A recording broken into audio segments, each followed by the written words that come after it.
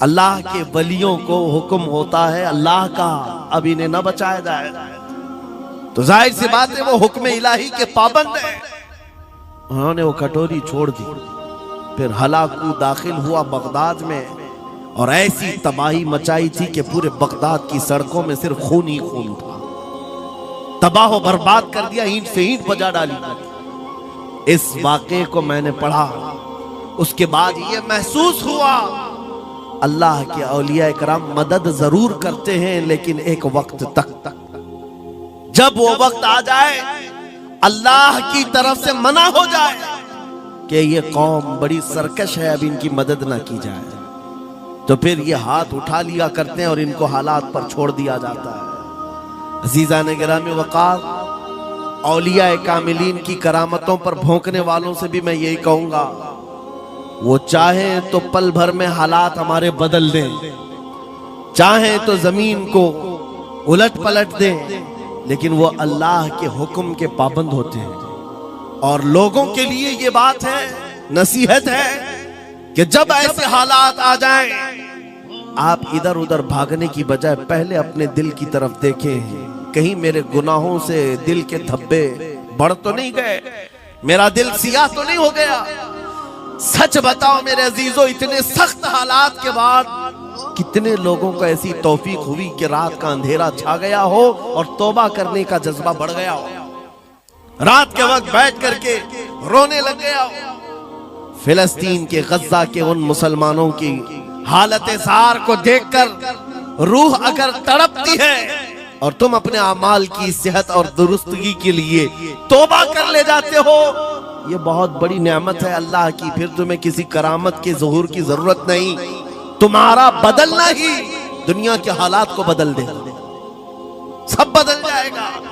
लेकिन अगर उन्हीं हालात पर बाकी रहे तो फिर करामत से भी तुम नहीं बदलोगे और ना हालात बदलेंगे, कोई चीज नहीं बदलेगी। इन्नल्लाह ला युगय्यिरु मा बिकौमिन हत्ता युगय्यिरु मा बिअनफुसिहिम। कुरान में मेरा मौला फरमाता है, बेशक अल्लाह ताला उस वक्त तक किसी कौम की हालत नहीं बदलता जब तक उस कौम को खुद अपनी हालत बदलने का ख्याल न। हम अपनी जानिब से शुरुआत करें और फिर हालात खुद बदल जाएंगे, हालात खुद बदल जाएंगे।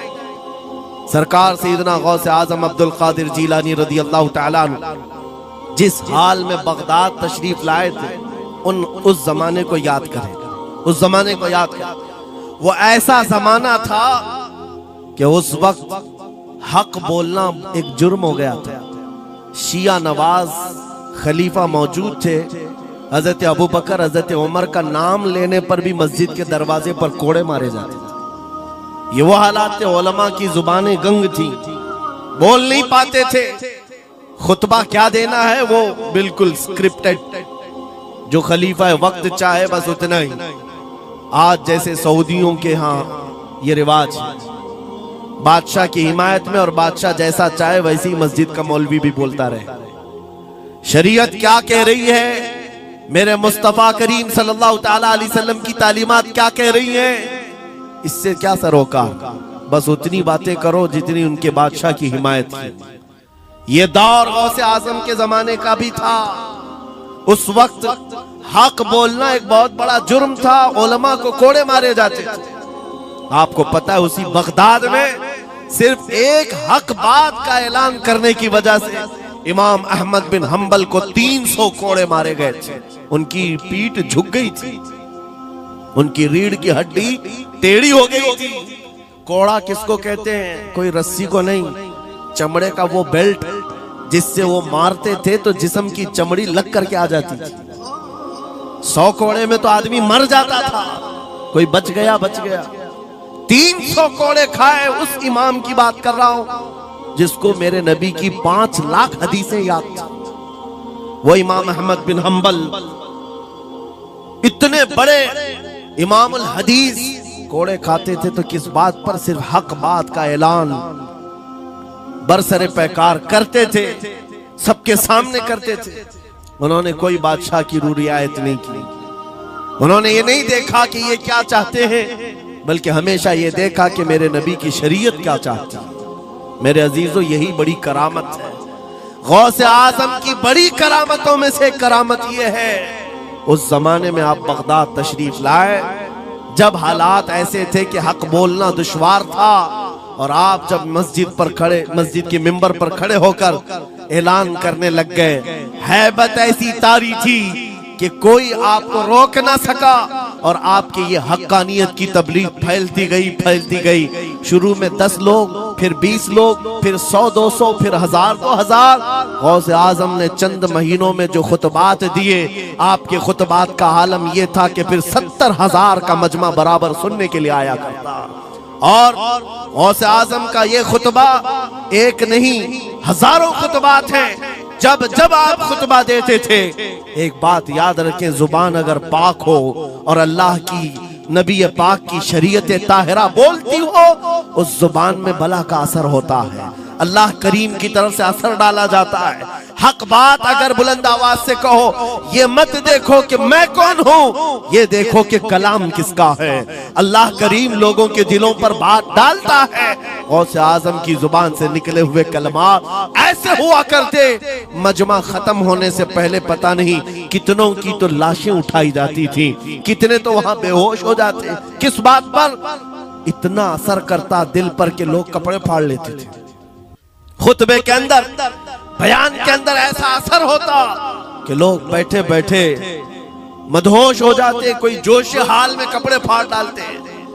रिवायात में बताया गया कोई एक मजमा भी ऐसा नहीं जिसमें हुजूर गौसे पाक की तकरीर के बाद जनाजा ना उठाया गया। हर खिताबत के बाद, और बोलते क्या थे, हैरत की बात है मेरे अजीजों। आज बाज लोग ये कहते हैं हम भी बहुत सारी चीजें बयान कर रहे हैं, मैं अपने लिए भी नसीहत और सारे उलमा के लिए भी कहता हूं। लोगों के पल्ले नहीं पड़ती, लोगों के कानों में नहीं जाती। ये जुमा में आते हैं, सोते रहते हैं, जब इमाम खड़ा होता है नमाज के लिए तो ये झटका लेकर के खड़े होते हैं, बयान यूं ही चला जाता है। मेरे अजीजों, 2 चीजों की पाबंदी जरूरी है। मैंने पढ़ा था इमाम अहमद बिन हम्बल नहीं, हजरत सुफियान सौरी रदी अल्लाह ताला, हजरत सुफियान सौरी नसीहत कर रहे थे, और जब वो नसीहत करते तो लोग रो पड़ते थे, आखिरत को याद करते, कब्र की होलनाकियों का तज़किरा करते तो लोग रोने लगते थे। एक बंदा था, वो मजलिस में आया करता और खामोश बैठता, और उस पर कुछ भी असर नहीं। एक दिन उसने पकड़ करके पूछा हजरत सुफियान से, आप जब बयान करते तो लोग धाड़े मार मार कर रोते हैं, मुझे तो कुछ नहीं होता, मैं तो ऐसे ही बैठा रहता हूं। आपने क्या फरमाया? आपने ये नहीं फरमाया कि तू बदतमीज है, तू बदमाश है, तू बदअमल है। फरमाया 2 में से एक खराबी हो सकती है, या मेरा दिल खराब होगा या तेरा दिल खराब होगा, इसलिए कि मैं बात रसूलुल्लाह की कर रहा हूं, इसमें असर तो होगा ही। 2 में से कोई एक खराब होगा, ये नहीं फरमाया कि तू ही खराब। यहाँ पर हमारे लिए नसीहत है, बोलने वाली जुबान पाक हो और लुकमा हलाल का जाता हो, अल्लाह असर जरूर पैदा फरमा। सरकार गौसे पाक रदी अल्लाह ताला अन्हु मिंबर पर खड़े होकर बयान कर रहे हैं। क्या बयान कर रहे हैं? सुने।